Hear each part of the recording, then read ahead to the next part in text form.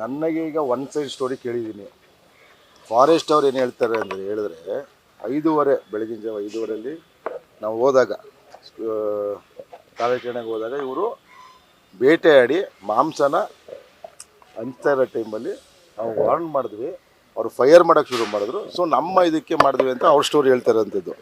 ಈಗ 4 ಜನರಲ್ಲಿ ಒಬ್ಬ NHL ಇದ್ದಾರೆ, ಅವರು ಸತ್ಯ ಘಟನೆಗಳು ಅವ್ರು ವಿವರ ತಿಳ್ಕೊಂಡು ನಾನು ಇದರಲ್ಲಿ ಫಾರೆಸ್ಟ್ ಅವ್ರದ್ದು ಕೂಡ ತಪ್ಪು ಎತ್ಕಾಣ್ತಿರೋಂಥದ್ದು.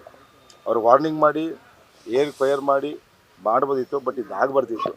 ಬಟ್ ಇದು ಯಾರು ತಪ್ಪಿಸಿದ್ದಾರೆ ಅವ್ರಿಗೆ ಕ್ರಮ ಕೇಳೋಂಥ ಕ್ರಮ ಕೈಗೊಳ್ತೀವಿ ಅಂತ ಹೇಳಕ್ಕೆ ಬಯಸ್ತಾರೆ.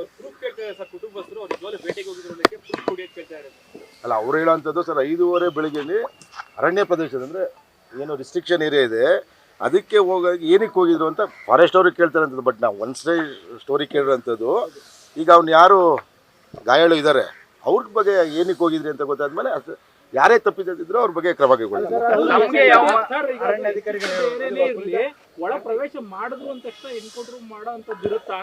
ಅಲ್ಲ, ಅದನ್ನ ನಾನು ಹೇಳ್ತಿರೋದು. ಇದರಲ್ಲಿ ಅರಣ್ಯಾಧಿಕಾರಿಗಳ ತಪ್ಪು ಕೂಡ ಎತ್ಕಾಣ್ತಿರೋಂಥದ್ದು.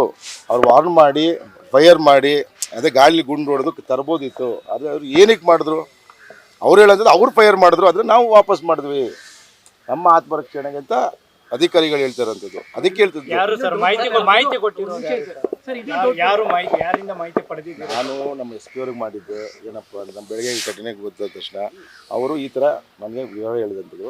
ಈಗ ನಾನು ಹನ್ನೂರಿಗೆ ಹೋಗ್ತಾ ಇದ್ದೀನಿ, ಅಲ್ಲಿ ಕರಿತೀನಿ ಆ ಮೇನ್ ಅಧಿಕಾರಿಗಳು ಯಾರು ಫಾರೆಸ್ಟ್ ಅವ್ರ ಹತ್ರ ಕೇಳ್ತೀನಿ, ಹೇಳ್ಬಿಟ್ಟು ಹೇಳ್ತೀನಿ. ಘಟನೆ ನಡೆದು ಇಷ್ಟು ಗಂಟೆ ಟೈಮ್ ಆಗಿದೆ, ಮಾಂಸ ತಗೊಂಡು ಹೋಗ್ತಾ ಇದ್ರು, ಅವ್ರು ಹೇಳ್ತಾರೆ ಇದಕ್ಕೇನೆ ನೀವು ಪ್ರಶ್ನೆ ಮಾಡ್ಬೋದಿತ್ತಲ್ಲ, ಅದಕ್ಕೂ ಏನಾದರೂ ಸಾಕ್ಷಿ ಕೊಡ್ಬೋದು ಅಂತ ಹೇಳಿ. ಅದೇ ಇಲ್ಲಿ ನೋಡಿ, ಈಗ ಜನಗಳು ಉದ್ರೇಕಗೊಂಡು ಈಗಾಗಲೇ ಅರಣ್ಯ ಕಚೇರಿನ ಧ್ವಂಸ ಮಾಡಿರೋಂಥದ್ದು. ಇದು ಪರಿಸ್ಥಿತಿ ಸ್ವಲ್ಪ ತಿಳಿಯಾಗಲಿ ಕರೆದು ಮಾತಾಡೋದು. ಯಾಕೆ ನಾವು ಅವ್ರನ್ನ ಕರೆಸಿ ಈಗ ಜನ ಎಲ್ಲ ಕೋಪ ಇರೋ ಸಂದರ್ಭದಲ್ಲಿ ಅವ್ರನ್ನ ಕರೆಸಿದ್ವಿ, ಹೆಚ್ಚು ಘಟನೆಗಳು ಆಗಬಾರ್ದು ಅಂತ ಹೇಳಿ ನಾನು ಹೇಳುವಂಥದ್ದು. ನಾವು ಅದನ್ನೇ ಕೇಳಿದ್ವಿ. ಅಲ್ಲಿ ಆದಮೇಲೆ ಸ್ಥಳೀಯ ಮಾಜರ್ ಮಾಡಿ ಸ್ಥಳೀಯ ಹಾಸ್ಪಿಟಲ್ಗೆ ಮಾಡಬೇಕಿತ್ತು. ಅವರು ಯಾಕೆ ತಂದರು ಅನ್ನೋದು ನನಗೂ ಕೂಡ ಪ್ರಶ್ನೆ ಇರೋವಂಥದ್ದು. ಮೈಸೂರಿಗೆ ಯಾಕೆ ಶಿಫ್ಟ್ ಮಾಡಿದ್ರು ಅಂತ ನಾನು ಬೆಳಗ್ಗೆ ಡೀನಿಗೆ ಮಾಡಿದಂಥ ಸಂದರ್ಭದಲ್ಲಿ ಡೀನಿಗೆ ಬಾಡಿ ಬಂದಿರೋದೇ ಗೊತ್ತಿಲ್ಲ. ಇದಕ್ಕೆಲ್ಲ ಒಂದು ಅನುಮಾನ ಸೃಷ್ಟಿಯಾಗುವಂಥದ್ದಲ್ವ, ಇದೆಲ್ಲರೂ ಕೂಡ ಸಹಜ.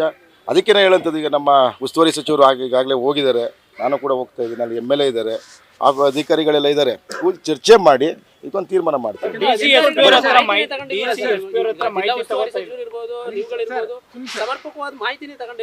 ನಾನು ಹೇಳಿದ್ನಲ್ಲ, SP ಮಾಡಿದ್ದೆ, DC ಮಾಡಿದ್ದೆ, DCFಗೆ ಮಾಡಿದೆ, ಅವ್ರು ಫೋನ್ ಎತ್ತಾ ಇರಲಿಲ್ಲ. ಆಮೇಲೆ ಇವ್ರಿಗೆ ಮಾಡಿ ನಾ ಮಾಹಿತಿ ಪಡೆದಂಥದ್ದು. ಅವ್ರು ಹೇಳೋಂಥದ್ದು ಸರ್, ಅವರು ಕೂಡ ಒನ್ ಸೈಡ್ ಸ್ಟೋರಿ ಕೇಳಿರೋಂಥದ್ದು. ಜಿಲ್ಲಾಡಳಿತ ಕೂಡ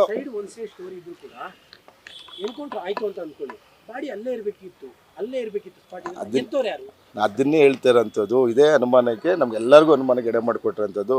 ನಾನು ಕೂಡ ಚರ್ಚೆ ಮಾಡಿದೆ. ಬಾಡಿನ ಯಾಕೆ ತಂದರು, ಮಾಜರ್ ಮಾಡ್ದೇನೆ ಬಾಡಿನ ಸ್ಥಳೀಯವಾಗಿ ಕೊಳ್ಳೇಗಾಲಕ್ಕೆ ತರಬೇಕಿತ್ತು ಅವರು. ಅಲ್ಲಾದಮೇಲೆ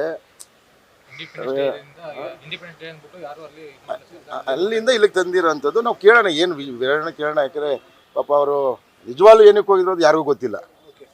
ಬೇಟೆಗೆ ಹೋಗಿದ್ರು ಅಥವಾ ಇನ್ನೊಂದಕ್ಕೆ ಹೋಗಿದ್ರು ಅದು ಯಾರಿಗೂ ಕೂಡ ಗೊತ್ತಿಲ್ಲದೆ ಇರೋಂಥದ್ದು. ಈಗ ಸತ್ಯ ತಿಳಿಬೇಕು ಅಂದರೆ ಏನು ಚಿಕಿತ್ಸೆ ಪಡಿತಿದ್ದಾರೆ ಅವರ ಹೇಳಿಕೆ ಮೇಲೆ ನಾವು ಆಧಾರ ಮಾಡ್ತೀವಿ.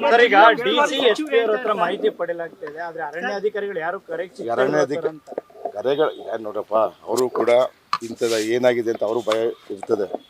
ಈಗ ಅದಕ್ಕೆ ನಾನು ಬರ್ತಾರೆ ಅನ್ನೋರಿಗೆ ಏನಾಗಿದೆ ಅಂತ ಮಾಡಿ ಯಾರು ಇದು ಇನ್ವಾಲ್ವ್ ಇದ್ದಾರೆ ಅವ್ರು ಅಮಾನತು ಮಾಡೋಂಥ ಕೆಲಸ ಮಾಡ್ತೀವಿ. Thank you. ನ್ಯೂಸ್ ಫಸ್ಟ್, ನಿರ್ಭೀತಿಯಿಂದ ನಿಮ್ಮ ಪರವಾಗಿ.